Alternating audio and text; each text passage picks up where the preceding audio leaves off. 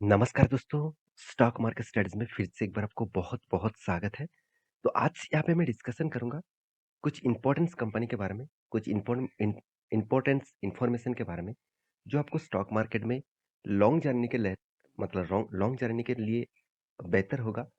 Long journey में आपको अच्छा खासा पोर्टफोलियो बनाकर देंगे। तो मेरे साथ जुड़े रहिए और आप स्विंग ट्रेडिंग करके पैसा कमाना चाहते हैं, तो मेरे साथ जुड़े रहिए क्योंकि मैं जो ट्रेड खुद लेता हूँ, जो ट्रेड मुझे 1:3 रेशियो का टारगेट देता है, तो वो मैं आपके साथ सबसे पहले टेलीग्राम में शेयर करता हूँ। और आपको मैं सिखाऊँगा यहाँ पे किस तरीके से ट्रेड लिया जाता है, जो आप खुद एक स्टॉक को एनालिसिस करके आप ट्रेड ले सकते हैं। तो चलो देख लेते हैं आज के स्टॉक के डिटेल्स के बारे में। सबसे पहले मैं बात करूँगा आईटीसी के बारे में। आप सभी जानते हैं आईटीसी अराउंड 5 साल तक एक ही रेंज के ऊपर कंपनी ट्रेड किया। बहुत सारे लोग हालत छोड़ दिया कि इस कंपनी और ऊपर नहीं जाएगा। तो मैं तब से टिका रहा, तब से मैं आपको बोलता रहा कि इस कंपनी के ऊपर आपको सिर्फ 5 साल नहीं, लॉन्ग टर्म के लिए 50 साल तक रहना चाहिए। क्योंकि इस कंपनी की जो स्ट्रेंथ है, इस कंपनी के जो बिज़नेस मॉडल्स है, वो सबसे हट के है। इसका सबसे ज़्यादा रेवेन्यू मैं मानता हूँ सिगरेट मतलब तंबाकू से आते हैं। फिर भी इस कंपनी में एफएमसीजी, साथ ही साथ टेक्सटाइल, साथ ही साथ पेपर इंडस्ट्रीज़ और भी क्या साथ ही साथ देखा जाए तो कंपनी केमिकल इंडस्ट्रीज़, होटल्स का बिज़नेस तो बहुत सारे डाइवर्सिफ़िकेशन बिज़नेस है। तो इसीलिए इस कंपनी के स्ट्रेंथ हमेशा बनते हैं। तो इस कंपनी के अगर 7 मान के सॉरी 6 मान के चार्ट पैटर्न दिखा दूँ तो 19% तक रिटर्न दे दिया। 1 साल में कंपनी 66% का रिटर्न दिया, 5 साल में 49 और मैक्सिमम में दिखा दूँ तो कंपनी 2400% का रिटर्न दिया। देखिए यहाँ पे जो रेंज है, ये जो रेंज था, ये रेंज बहुत कंपनी को बहुत मतलब तड़पाया इस लेवल में। इस लेवल में बहुत सारे इन्वेस्टर का मतलब जो पेशेंस है, उसको चेक किया था कि किस पेशेंस तक आप टिके रह सकते हैं इस कंपनी के ऊपर। और उसके बाद देखिए ये जो लेवल ब्रेकआउट हुआ 2022 में, उसके बाद कंपनी तो धमाका कर दिया। और मैं कुछ दिनों पहले एक स्विंग ट्रेडिंग का ट्रेड भी दिया था। वो ट्रेड अभी भी चल रहा है और ट्रेड कितना शानदार हुआ है, चलो मैं आपको समझाता हूँ। सबसे पहले आईटीसी की मैं बात करूँ तो कंपनी के ऊपर एक बड़ा अपडेट आया। वो अपडेट क्या है? आईटीसी का रिजल्ट जल्द से जल्द आने वाला है। और यहाँ पे एक एक्सपेक्टेशन किया जा रहा है कि Q4 का जो अर्निंग है, वो यहाँ पे इंक्रीज होने वाले हैं। साथ ही साथ कंपनी डिविडेंड भी अनाउंसमेंट कर सकते हैं। रिपोर्ट के माध्यम से यही बताया जा रहा है कि यहाँ पे देख सकते हैं 18 मई 2023 में कंपनी का Q4 का रिजल्ट आने वाला है। तो उस डेट के लिए इंतजार करिए। इस डेट में ही आपको पता चलेगा कि एक्चुअली सही में कंपनी का रिजल्ट अच्छा हुआ तो इसलिए भाग रहा है कि ऐसे नहीं कि कंपनी को पम्प किया जा रहा है। तो मेरे हिसाब से इतने बड़े कंपनीज को पम्प करना इतना आसान नहीं होगा। तो उसके लिए कंपनीज को ऑब्वियसली कुछ पॉजिटिव साइंस देखने को मिलेगा। उसीलिए कंपनी पहले से ही भाग रहा है। देखिए हम लोग यही सोचते हैं कि हम लोग बहुत सारा रिसर्च कर लिए, कंपनी के ऊपर अभी शांति से बैठा रहूँगा। ऐसे बिल्कुल भी नहीं। हमेशा आपको अपडेट होना चाहिए। हमेशा आपको जिस कंपनी के ऊपर निवेश करके रखे हैं, उसके ऊपर स्टडी ज़रूर करना चाहिए। अगर स्टडी अगर नहीं करेंगे, तो आज शायद आपको कंपनी प्रॉफ़िट दे दे, कल आपको लॉसेस भी दे सकते हैं। क्योंकि कल अंदर कुछ मान के चलिए कोई गड़बड़ी हुआ। देखिए एक टाइम आईसीआईसीआई बैंक के ऊपर बहुत सारे लोग भरोसा करते हैं। मगर आईसीआईसीआई के देखा जाए तो मैनेजिंग डायरेक्टर ने ही मतलब उसका बोर्ड मेंबर ने ही एक बहुत बड़ा फ्रॉड किया जिसके चलते हुए आईसीआईसीआई बैंक के ऊपर भी क्रैश देखने को मिला था। हाँ, उन्होंने क्लारिफिकेशन दे दिया तो इसीलिए थोड़ा सा फिर से रिवर्सल कंपनी फिर से रीबैक किया। तो यही बात आपको बार बार समझना पड़ेगा। आज येस बैंक का हालत कहाँ पे हो गया? उसका मैनेजमेंट के कारण। तो आपको ये चीज़ हमेशा देखना चाहिए। तो मेरे हिसाब से यहाँ पे ऑब्वियसली एक इंक्रीजिंग होने वाला है। इस तरीके से डेटा यहाँ पे पब्लिश किया गया है। तो रही बात इस कंपनी का चार्ट पैटर्न का, तो आपको एंट्री लेवल किस बेसिस में दिया था वो समझना ज़रूरी है।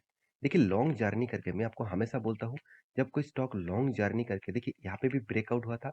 इस कैंडल में मैं आपको यहाँ पे भी ब्रेकआउट होने के बाद इस कैंडल में एंट्री लेने के लिए नहीं कहा था। मैं आपको बोला था इस कैंडल में मत एंट्री लीजिए।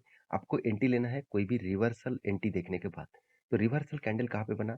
मैं आपको इस कैंडल में भी एंट्री लेने के लिए नहीं बोला, क्योंकि यहाँ पे मुझे यहाँ पे जो ऊपर साइड का विक्स है उसको नहीं तोड़ा था। इसलिए मैं इस कैंडल के ऊपर एंट्री लेने के बोला था और टारगेट 1:3 रेशियो में यहाँ पे मिल चुके हैं। तो फिर से यहाँ पे देखिए कुछ दिनों तक इस रेंज को ब्रेक किया और उसके बाद एक ही रेंज के ऊपर यहाँ पे ट्रेड किया। इसका मतलब सेलर इस रेंज को ब्रेक नहीं कर पा रहा है। इसका मतलब सेलर एक्टिव नहीं था।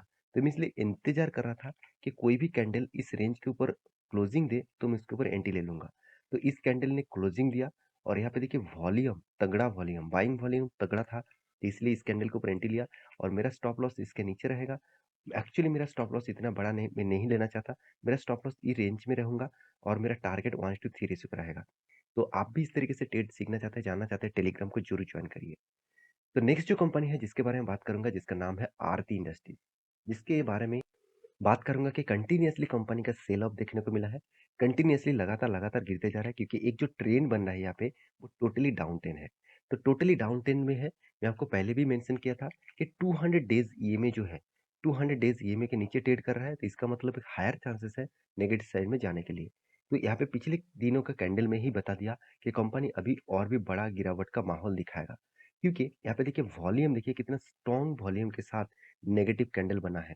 जो यहाँ पे ऊपर साइड में ब्रेक करने के लिए गया था, उसको सस्टेन नहीं कर पाया। इसका मतलब हायर चांसेस है स्टॉक में भारी भरकम गिरावट देखने को मिलेगा। तो यहाँ पे जो रेंज बना, ये जो आपको सपोर्ट रेंज आपको देखने को मिला है, इस लेवल को अगर ब्रेक करता है तो नेक्स्ट जो लेवल रहेगा वो 300 रुपीज तक कंपनी का शेयर देखने को मिल सकता है। देखिए, एक एक प्रेडिक्शन है, उस प्रेडिक्शन के हिसाब से मैं आपके साथ शेयर कर रहा हूँ। ऐसे नहीं कि मैं आपको रिकमेंड कर रहा हूँ कि कल जाके आप सेल कर दीजिएगा और इस लेवल तक टारगेट रख दीजिएगा, ऐसे बिल्कुल भी नहीं। आप स्मार्ट इन्वेस्टर है, उस हिसाब से आप इस कंपनी के ऊपर स्टडी करिएगा। देखिए, मैं आपको पहले भी इस लेवल में एक सेल ऑफ दिया था, क्योंकि यहाँ पे जब ब्रेक ब्रेक डाउन लेवल देखने को मिला था, उसके बाद देखिए रिवर्सल तो किया, मगर यहाँ पे फिर से रीटेस्ट किया। तो इसका मतलब इस कैंडल के ऊपर इस जगह से वॉल्यूम अपर साइड में नहीं था, डाउन साइड में था, सेलर ज़्यादा से ज़्यादा एक्टिव था। उसके बाद देखिए किस तरीके से फॉल देखने को मिला। तो इस तरीके से फॉल होने के पीछे कारण कौन-सा है, वो समझना ज़रूरी है। कारण है कंपनी का क्वार्टरली रिज़ल्ट। देखिए, अगर ध्यान से अगर देखेंगे, तो कंपनी का जो ओपीएम है, वो 19% के आसपास पिछले साल में था और इस बार ओपीएम 15% के आसपास बन चुके हैं। इसका मतलब कंपनी लगातार खुद का सेल यहाँ पे डाउन, सॉरी मतलब प्रॉफिट मार्जिन यहाँ पे डाउन हो चुके हैं। हाँ, सेल के बारे में बात करें तो सेल्स भी यहाँ पे डाउन हुआ है। करीबन-करीबन 1750 करोड़ के आसपास सेल कंपनी का था, मगर इस बार कंपनी का सेल्स का जो रिपोर्ट है, वो 1655 करोड़ के आसपास पहुंच चुके हैं। इसका मतलब 100 करोड़ के आसपास यहाँ पे कंपनी का सेल कम है। आप कहेंगे सिर्फ 100 ही करोड़ तो है। देखिए, कंपनी का मार्केट कैप 18,000 करोड़ है। उनमें से 100 करोड़ अगर चला गया तो कंपनी बहुत बड़ा दिक्कत में आ जाएगा। तो यही हालत देखने को मिला। और रही बात, जितने सारे दोस्त मुझे कमेंट किए हैं, सर क्या इस कंपनी के ऊपर लॉन्ग जर्नी के लिए नहीं रहना चाहिए? देखिए, कंपनी में बहुत स्ट्रेंथ है। हाँ, फिलहाल के लिए करेक्शन देखने को मिला है। अगर इस कंपनी का मैं डिटेल्स डेटा आपको दिखा दूँ, तो कंपनी का स्ट्रेंथ देखकर ही आपको समझ में आ जाएगा। कंपनी देखिए, इंडियन में कितने कस्टमर, 720 से भी ज़्यादा इसका डिस्ट्रीब्यूशन नेटवर्क है। 200 से भी ज़्यादा इसका प्रोडक्ट का पेटेंट्स करा के रखा है। 420 से भी ज़्यादा ग्लोबली कस्टमर्स है। मैन्युफैक्चरिंग यूनिट 17 से भी ज़्यादा है। 5200 से भी ज़्यादा इसका एम्प्लॉइज़ है। ये सारे चीज़ यही बता रहा है कि कंपनी की कितना स्ट्रेंथ है। और दूसरी बात, कंपनी देखिए केमिकल सेक्टर से बिलोंग करते हैं और हर केमिकल इंडस्ट्रीज के ऊपर, हर मतलब सेक्टर, जो सेक्टर फ्यूचर में स्ट्रॉन्ग बुलिश है और स्ट्रॉन्ग ग्रोथ होने वाला है, उसी के ऊपर कंपनी केमिकल के बिजनेस करते हैं। जहाँ पे कार पेंटिंग से लेकर, घर पेंटिंग से लेकर, मेडिसिन से लेकर, देखा जाए तो शैम्पू का बॉटल से लेकर, फार्मा सेक्टर के ऊपर और एरोस्पेस के ऊपर, ये सारे सेक्टर के ऊपर काम कर रहे हैं, जो सेक्टर फ्यूचर एक बड़ा ग्रोथ दे सकते हैं। तो मैं इसलिए इस कंपनी के ऊपर जरूर आपको फोकस रखने के लिए कहूंगा। अगर आपको सस्ते में इस कंपनी का शेयर मिले तो उसका फायदा आप जरूर उठाने के लिए सोचिए। तो नेक्स्ट जो कंपनी है जिसके बारे में बात करूंगा, उसका नाम यहाँ पे देख सकते हैं, वीरकुफा ज्वेलरी लिमिटेड। तो वीरकुफा ज्वेलरी लिमिटेड एक कंपनी, एक छोटा सा कंपनी है। अराउंड अराउंड 61 करोड़ के आसपास है। एक mid cap, sorry micro cap type company है।